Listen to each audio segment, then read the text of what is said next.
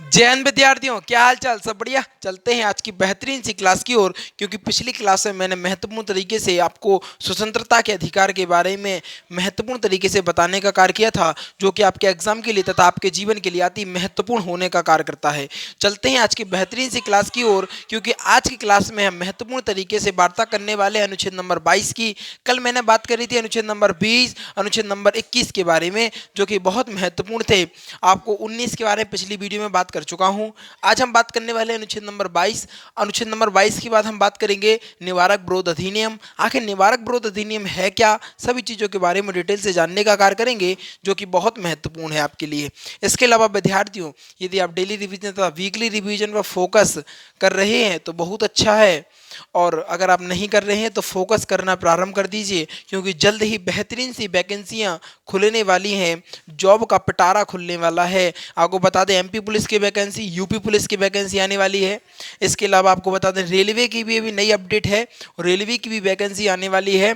तो विद्यार्थियों याद रखिएगा, तैयार रहिएगा। 2023 के अंतिम में एक बेहतरीन सा मौका है आपके पास। फ्यूचर एकेडमी XYZ से तैयारी करके अपने लक्ष्य को प्राप्त कर सकते हैं, बशर्ते बेहतरीन तरीके से तैयारी करनी पड़ेगी। डेली रिवीजन तथा वीकली रिवीजन पर फोकस करना पड़ेगा। सारा कंटेंट आपको फ्री में यहाँ पर दिया जाएगा। 1% भी, आपको 1 रुपये भी नहीं देना है, सारी चीज़ें।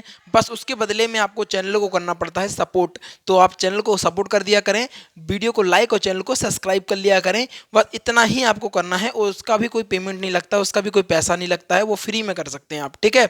और इसके अलावा विद्यार्थियों याद रखिएगा, यदि आप सोचते हैं कि पिता की फिक्र को फक्र में बदलना है तो जुड़ जाइए। इस बार बेहतरीन सी जॉब और बड़ी वैकेंसियां आने वाली हैं, जो कि बहुत महत्वपूर्ण है। आपके सामने में हिंदी की टीचर, कंप्यूटर की टीचर, फिजिक्स के टीचर, सभी टीचरों को आपको बता दें, आपने फिजिक्स के टीचर को देखा, हिंदी के टीचर देखिए और कंप्यूटर के टीचर देखिए, कहीं ना कहीं वो भी बेस्ट टीचर देखेंगे आपको। इसके अलावा अपना बाहुबली बैच समाप्त हो चुका है। बाहुबली बैच में मैंने आपको बायोलॉजी को समाप्त कराने का कार्य किया। पूरा फाउंडेशन बैच है, सारी चीज़ों को डिटेल से, कुछ भी नहीं छोड़ा है भैया जी, कुछ भी नहीं छोड़ा है। सारी चीज़ें डिटेल से पढ़ाने का कार्य किया है, जो कि आपके जीवन के लिए तथा आपके एग्जाम के लिए अति महत्वपूर्ण होने का कार्य करती हैं। चलते हैं आज की क्लास की ओर। बेहतरीन सी क्लास आज प्रारंभ होगी, क्योंकि आज की क्लास में हम प्रमुख चीज़ें जानने वाले हैं। क्या आज की क्लास में हम प्रमुख चीज़ें जानने वाले हैं? तो ये स्वतंत्रता का अधिकार तो मैं बता चुका हूँ, अनुच्छेद नंबर 19 से लेकर 22 तक के बारे में यहाँ पर वार्ता की गई है। अब बात करते हैं अनुच्छेद नंबर 22 की। तो हम अनुच्छेद नंबर 22 की अगर हम बात करें तो इसमें 3 प्रकार की स्वतंत्रता दी गई है। भैया जी 3 प्रकार की स्वतंत्रता दी गई है, और ये स्वतंत्रता कहीं ना कहीं बहुत महत्वपूर्ण है और बहुत ज़्यादा एग्जाम में आती है। अगर हम बात करें 3 प्रकार की स्वतंत्रता दी गई है तो किस प्रकार, अगर पॉइंट नंबर 1 की बात करें तो व्यक्ति को गिरफ्तार करने से पहले वारंट या कारण बताना होगा। वारंट का मतलब ही होता है क्या? कारण। क्या होता है? वारंट का मतलब होता है कारण। आपने देखा होगा बिना कारण वर्ष क्या होता है, किसी को भी कहती नहीं है अगर जॉब लग जाती है कुछ लोगों की, और पहली बात तो उसी एरिया में आपको अपॉइंटमेंट नहीं मिलती है कि आप उसी एरिया में जाकर, जैसे आप इंस्पेक्टर की जॉब आपको मिली है तो आप जहाँ पर रहते हैं वहाँ पर आपको ड्यूटी करने को कभी नहीं दी जाएगी। इसके अलावा आपको किसी और जगह क्षेत्र पर आपको जॉब ड्यूटी करने के लिए आपको दी जाएगी, ठीक है। इसके अलावा मैं आपको बता दूं, कभी कभी ऐसा होता है कि आपसी रंजस हो जाती है, और उसमें क्या करते हैं पुलिस वाले जो होते हैं, आपको बिना कारण बिना वारंट के आपको उठा लिया जाता है। बिना कारण के आपने कुछ किया भी नहीं है, फिर भी कहते नहीं, आपसी दुश्मनी निकालने के लिए क्या किया जाता है, उनको गिरफ्तार कर लिया जाता है। आपको बता दें, यदि कोई पुलिस वाला या कोई भी पुलिस वाला कितनी भी बड़ी पोस्ट पे हो, अगर वो आपके साथ ऐसा करता है तो अनुच्छेद नंबर 22 के तहत मैं आपको बताना चाहूँगा, आप उस पर केस कर सकते हैं, और केस करने के बाद उसकी वर्दी तो उतरेगी, साथ में उसको समझ में आ जाएगा कि भैया ऐसा नहीं करना चाहिए। क्यों? क्योंकि खुद मूल अधिकार में लिखा हुआ है, अनुच्छेद नंबर स्वतंत्रता के अधिकार में लिखा हुआ है अनुच्छेद 22 के अंतर्गत, कि व्यक्ति को गिरफ्तार करने से पहले उसका कारण यानी वारंट बताना पड़ेगा। क्या? वारंट बताना बहुत महत्वपूर्ण है। इसके बिना पर आप किसी को गिरफ्तार नहीं कर सकते हैं, वारंट बहुत महत्वपूर्ण होता है। इसके बाद बात करेंगे हम पॉइंट नंबर 2 की। पहले पॉइंट की हमने प्रमुख रूप से बात करी, तो ध्यान रखिए आजकल क्या है, आपसी रंजस, आपसी दुश्मनी यहाँ पर बहुत ज़्यादा प्रभाव। आप अगर आप पढ़े लिखे नहीं है ना, तो ये सारी चीज़ें आपके ऊपर, इसीलिए तो कहता हूँ, मैं बार बार कह रहा हूँ, इसीलिए कहता हूँ कि ये सारी चीज़ें आपके जीवन के लिए और आपके एग्ज़ाम के लिए, एग्ज़ाम में आनी है और जीवन के लिए, इसलिए ऐसा नहीं है कि आप तैयारी कर रहे हैं तभी पढ़ें। आप अपनी नॉलेज के लिए भी पढ़ सकते हैं। आपको पता होना चाहिए कब क्या चीज़ महत्वपूर्ण है, क्या कारण रहते हैं, सारी चीज़ों को आपको पता होना चाहिए। ठीक है विद्यार्थियों, इसके अलावा पॉइंट नंबर 2 की बात करें, अगर वारंट है पुलिस वाले के पास, उसने गिरफ्तार भी किया, 24 घंटे के अंदर में उसे न्यायालय में सह शरीर प्रस्तुत करना पड़ता है। सह शरीर का मतलब ऐसा नहीं कि तुम उसको मार कूट के रख दो और फिर पेश कर रहे हो, यानी सह शरीर उसको 24 घंटे के अंदर न्यायालय में, मारना कूटना वो रिमांड एक अलग चीज होती है, रिमांड पर लिया जाता है, तब आप उसको पीट सकते हैं, है ना, उस पर कोई चीज़ है, कोई सच उगलवाना है तो वो सब कर सकते हैं, लेकिन उसको रिमांड पर लेना पड़ता है आपको। सबसे पहले अगर किसी पुलिस वाले ने वारंट के साथ गिरफ्तार किया है, तो उसको 24 घंटे के अंदर, कितने, 24 घंटे के अंदर न्यायालय में सह शरीर प्रस्तुत करना होता है भैया जी, सह शरीर प्रस्तुत करना होता है। और 24 घंटे की अगर हम बात करें तो 24 घंटे में यातायात का समय और अवकाश का समय नहीं जोड़ा जाता है। कितना, यातायात का समय भैया जी और अवकाश का समय नहीं जोड़ा जाता है।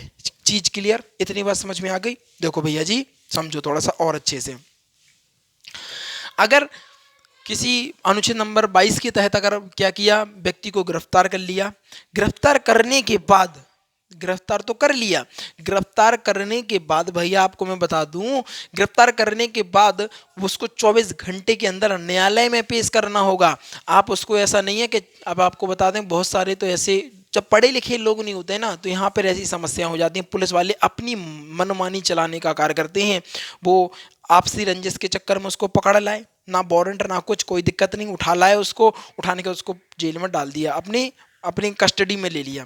जेल में तो न्यायालय भेज सकता है, कस्टडी बोल सकते हैं उसको, कस्टडी में ले लिया। कस्टडी में लेने के बाद 24 घंटे का कोई मतलब, क्यों, वारंट है नहीं, वारंट होता ना तो 24 घंटे के अंदर पता रहता कि भैया इस व्यक्ति के लिए वारंट निकला है, उसको 24 घंटे के अंदर न्यायालय पेश करना है। अब वारंट तो निकला नहीं है, अब वारंट निकला नहीं है तो वो क्या करते हैं, अपनी कस्टडी में रखे रहते हैं, मारपीट करते हैं, कूटते हैं, है ना, इस प्रकार के कार्य करते हैं।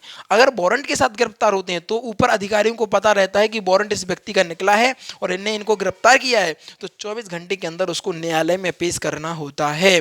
और इसके अलावा मैं बता दूं, इसमें न्यायालय की जैसे छुट्टी जो होती है, अवकाश की जो छुट्टी होती है, किसी त्यौहार की छुट्टी पड़ जाती है, तो पुलिस की गिरफ्तारी यानी कस्टडी में ही रहेगा, किसी वो समय नहीं जोड़ा जाएगा, आने जाने का समय नहीं जोड़ा जाएगा। मान लो आपको बताएं, हम यहाँ से लेके 4-8 घंटे 7-8 घंटे की रास्ता है, अब वो वहाँ से गिरफ्तार करके ला रहा है, अब 8 घंटे आना, 8 घंटे जाना, 8 दूनी 16, तो यही हो गया, है ना, 16 घंटे तो यही हो गया। 24 घंटे में कहाँ से पेश कर पाएगा वो, तो ये होता, तो आने जाने का यातायात का समय नहीं जोड़ा जाता है, 24 घंटे के अंदर उसको न्यायालय में पेश करना होता है। ठीक है भैया जी, क्या 24 घंटे के अंदर न्यायालय में पेश करना होता है और यातायात का और अवकाश का समय नहीं जोड़ा जाता है। आपको चीज़ें समझ में आ गई होंगी। पॉइंट नंबर 3 की बात करें तो गिरफ्तार व्यक्ति को अपने पसंद का वकील करने का अधिकार है। क्या है, पसंद करने, वकील, पसंदीदा वकील करने का अधिकार है। मान लो जो व्यक्ति गिरफ्तार हुआ है तो अपने मनपसंद का वह वकील कर सकता है और अपने आप की बेगुनाही को साबित कर सकता है। और एक बात और बता दूं विद्यार्थियों, यदि कोई महिला है तो महिला को कोई जेंट्स पुलिस वाला गिरफ्तार नहीं कर सकता है, रात में उसको कस्टडी में नहीं रख सकता है। ठीक है, अगर रात में कस्टडी में है तो वहां पर महिलाएं, जो महिला पुलिस वाली होते हैं, वो वहां पर मौजूद होना चाहिए। शाम को 6 बजे के बाद कोई भी महिला को गिरफ्तार नहीं किया जा सकता। ये क्या है, महिलाओं को छूट दी जाती है सरकार की तरफ से और ये सारी चीज़ों का सख्ती से पालन किया जाता है। ठीक है, इतनी बात समझ में आ गई। गिरफ्तारी के बाद वह अपने आप को बेगुनाह साबित कराने के लिए अपने मनपसंद का वकील रखना का उसको अधिकार होता है और वह रख सकता है। इतनी बात क्लियर है, इतनी बात समझ में आई कि नहीं आई, तब आगे बढ़ेंगे। देखो जब तक चीज़ें पहले की क्लियर नहीं रहेंगी तब तक आगे की समझ में नहीं आएगी। और कहीं ना कहीं बहुत इंटरेस्टिंग चैप्टर चल रहे हैं आज की, मज़ा आ रही पढ़ने में भी और पढ़ाने में भी, मुझे बहुत मज़ा आ रहा है। तो समझ में आ गया, पहला अनुच्छेद 22 के तहत 3 प्रकार के अनुच्छेद दिए जाते हैं स्वतंत्रता के अधिकार में। 3 प्रकार के क्या, 3 प्रकार की स्वतंत्रता दी जाती है। पहली की अगर बात करें तो पहले बिना वारंट के आप किसी व्यक्ति को गिरफ्तार नहीं कर सकते। दूसरे की बात करें तो अगर गिरफ्तार वारंट के साथ गिरफ्तार किया है तो 24 घंटे के अंदर में आपको उसको न्यायालय में पेश करना पड़ेगा, यातायात का तथा अवकाश का समय नहीं जोड़ा जाएगा। इसके बाद जो गिरफ्तार व्यक्ति है उसको मन पसंदीदा वकील करने का अधिकार वह रखता है और अपनी बेगुनाही को साबित कर सकता है। इसके बाद इतनी चीज समझ में। इसके बाद बात करते हैं निवारक विरोध अधिनियम। निवारक विरोध अधिनियम बहुत क्या बोल सकते हैं, बहुत महत्वपूर्ण है एग्जाम के लिए। क्या, निवारक विरोध अधिनियम बहुत महत्वपूर्ण है एग्जाम के लिए। भैया जी इतना ज़्यादा पूछा जाता है, ये इतना ज़्यादा पूछा जाता है कि मैं क्या बताऊं आपको। समझो यहाँ पर निवारक विरोध अधिनियम की अगर बात करें तो इसकी चर्चा अनुच्छेद 22 के 4 में है। अनुच्छेद 22 के 4 में है। क्या है, अनुच्छेद 22 के 4 में। अनुच्छेद 3 हो गया, देखो इसको कह सकते हैं 22 का का, 22 का खा, 22 का गा, इस प्रकार। या अनुच्छेद 22 का पहला, 22 का दूसरा, 22 का तीसरा और 22 का चौथा। अगर हम बात करें इसकी चर्चा है जो अनुच्छेद नंबर 22 के 4 में की गई है। 3 में देखो, 3 यहाँ तक हो गया, 4 यहाँ पर हो गई।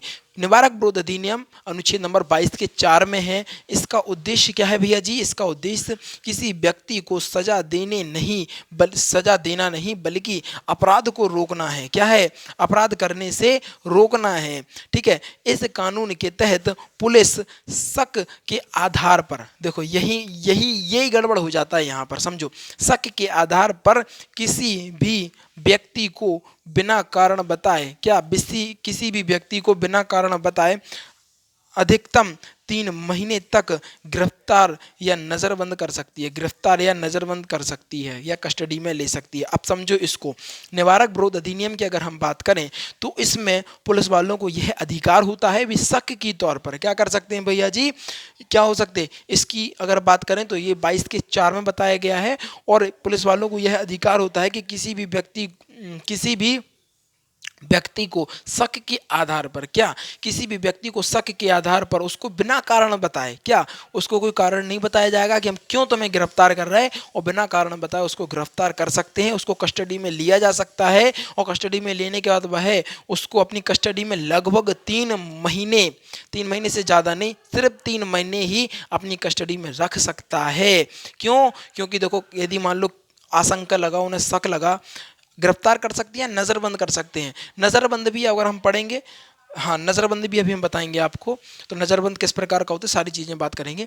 तो गिरफ्तार शक के तौर पर, मतलब किसी आतंकवादी से लिंक मिला या कुछ चीज़ मिली उन्हें, है ना, तो उन्हें आप पर शक हुआ तो शक के आधार पर वो आपको रख लेंगे। जब तक उनकी मन की संतुष्टि नहीं हो जाएगी तब तक वो आपको नहीं छोड़ेंगे। आपको कोई कारण भी नहीं बताया जाएगा, आपके पास सीधी जीप आएगी और आपको धर के और ले जाएगी। यहाँ पर क्या हो जाता है, ये वाली चीज़ हो जाती है, आपसी रंजिश का ये कहीं ना कहीं कारण बनता है। और इसके तहत अनुच्छेद नंबर 22 के तहत पुलिस वाले आपको क्या बोल सकते हैं, 4 के तहत क्या होता है, 22 के 4 के तहत आपको शक के तौर पर आपको रख लिया जाता है, गिरफ्तार कर लिया जाता है, कस्टडी में रख लिया जाता है या नज़रबंद कर दिया जाता है। ये सारी चीज़ें कर दी जाती हैं। कहती नहीं है आपको जब तक यह केस नहीं सुलझता है जब तक आप क्या किसी भी देश से बाहर नहीं जा सकते। क्या, देश से बाहर नहीं जा सकते। आपने सुना होगा बहुत सारी मूवियों में भी ऐसा कोर्ट द्वारा ऑर्डर दिया जाता है। तो अगर हम बात करें निवारक विरोध अधिनियम की तो इसकी चर्चा अनुच्छेद नंबर 22 के 4 में है और इसका उद्देश्य विरोध क्या है, इसका उद्देश्य किसी व्यक्ति को सजा देना नहीं बल्कि अपराधों को रोकना है। इसका उद्देश्य क्या है, किसी व्यक्ति को सजा देना नहीं बल्कि अपराधों को रोकना है। इसी के तहत पुलिस वाले आपको शक की बिना के आधार पर, क्या, पुलिस शक के आधार पर आपको बिना कारण बताए आपको गिरफ्तार कर सकती है और 3 महीने तक गिरफ्तार कर सकती है या नज़रबंद कर सकती है। शक के आधार पर अधिकतम 3 महीने तक गिरफ्तार या नज़रबंद कर सकती है। क्या है, ये बहुत महत्वपूर्ण है भैया जी। बहुत सारे आतंकी हमले रुक जाते हैं इससे, लेकिन इसका दुरुपयोग भी बहुत होता है। आगे बात करते हैं, सुनिए आप थोड़ा सा, क्योंकि कहती नहीं है कोई भी व्यक्ति होती है, ऐसा है नहीं कि उसका प्रेम होता है। अगर कोई उसका प्रेमी, कोई चाहने वाला होता है तो उसका कोई दुश्मन भी होता है। दोनों, अगर एक सिक्के के 2 पहलू हमेशा रहते हैं, एक चित्त होता है तो एक पट्ट भी होता है। अगर आपके पास अच्छे व्यक्ति भी होंगे, आपका अच्छा सोचने वाले भी होंगे, तो आपका बुरा सोचने वाले व्यक्तियों की संख्या कम नहीं होगी, है ना। टेंशन मत लीजिए, आगे पढ़ेंगे। मज़ा आ रही है पढ़ने में कि नहीं, पहले तो ये बताओ। बहुत आपको बता दें, बेस्ट तरीके से मैं पढ़ाने का कार्य कर रहा हूँ और आपकी भाषा में पढ़ाने का कार्य कर रहा हूँ। किताबी भाषा नहीं पढ़ना है भैया, किताबी में तो आप खुद पढ़ लोगे, इतनी सारी किताबें हैं भैया, कोई सी भी किताब पढ़ लोगे। तो आपको अपनी भाषा में समझा रहा हूँ। अगर बात करें हम नज़रबंद की, तो नज़रबंद की अगर हम बात करें तो किसी किसी व्यक्ति को जब समाज समाज से मिलने नहीं दिया जाता है, उसको नज़रबंद कहते हैं। किसी व्यक्ति को मान लो अब उसने ये कहो कस्टडी में नहीं लिया, कस्टडी में भी ले सकता है, उसने कहा रहने दो यार इतनी कोई आवश्यकता नहीं है, नज़रबंद कर दो इसको।